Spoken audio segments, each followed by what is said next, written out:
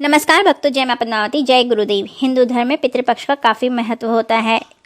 इस अवधि में श्राद्ध, तर्पण और पिंडदान करने से पूर्वज प्रसन्न होते हैं। पितरों के नियमित श्राद्ध करने से जातक को पितरों का आशीर्वाद प्राप्त होता है। इसीलिए हर साल पितृपक्ष में पितरों की आत्मा की शांति के लिए श्राद्ध कर्म किए जाते हैं। पितृपक्ष में हर साल भाद्र मास के शुक्ल पक्ष की पूर्णिमा तिथि से इसकी शुरुआत हो जाती है।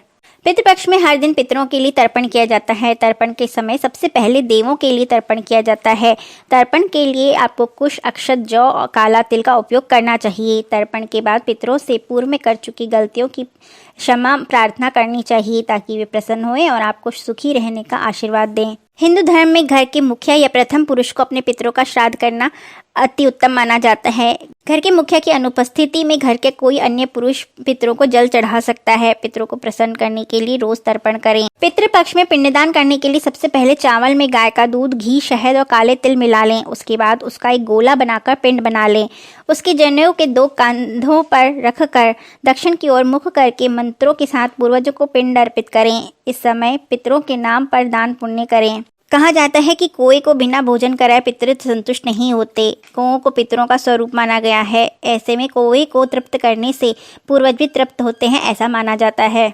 श्राद्ध पक्ष में यम के प्रति कौए, कुत्ते और गाय का अंश निकालना चाहिए।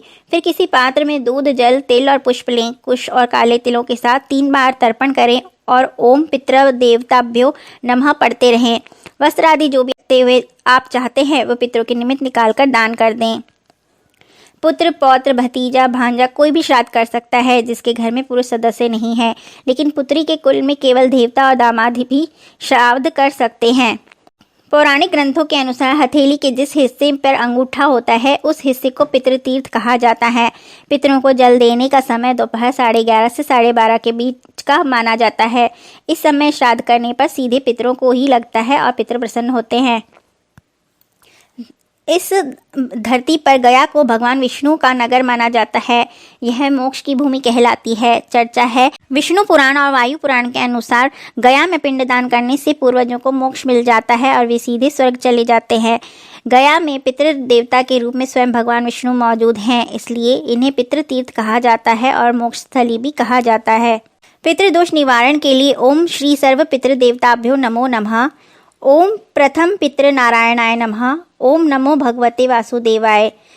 ये सभी मंत्र आपको पितृदोष से मुक्ति दिलाने में मदद करते हैं और यदि आप इन मंत्रों का जाप विधि विधान से करते हैं तो पितरों की मुक्ति मिलती ही है और उनका आशीर्वाद भी प्राप्त होता है।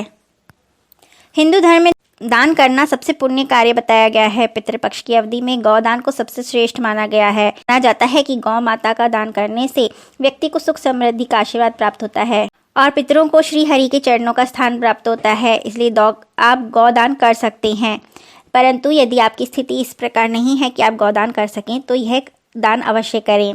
इस दौरान आप गुड़ का दान भी कर सकते हैं। गुड़ का दान करने से पारिवारिक जीवन में मिठास आती है और पूर्वजों का आशीर्वाद बनता है तथा कई प्रकार की समस्याएं दूर होती हैं। मानसिक तनाव से भी मुक्ति मिलती है। श्राद्ध पक्ष के दौरान गाय के घी का दान भी अच्छा माना जाता है। इससे सुख समृद्धि की प्राप्ति होती है। जिन जातकों की कुंडली में पितृदोष है उन्हें इससे विशेष लाभ प्राप्त होता है। पितृपक्ष में सफ़ेद चावल और काले तिल का प्रयोग विशेष करके होता है, इसलिए ज़रूरतमंद व्यक्ति को इन चीज़ों का इस अवधि में दान करना लाभकारी माना गया है। इसमें गेहूँ, चावल अथवा तिल का दान अवश्य करना चाहिए। धार्मिक मान्यताओं के अनुसार पितृपक्ष के दौरान स्वर्ण दान बहुत लाभकारी माना जाता है। अपने सामर्थ्य के अनुसार किसी भी व्यक्ति को स्वर्ण दान कर सकते हैं। ऐसा करने से पारिवारिक जीवन में उत्पन्न हो रहे विवाद दूर होते हैं।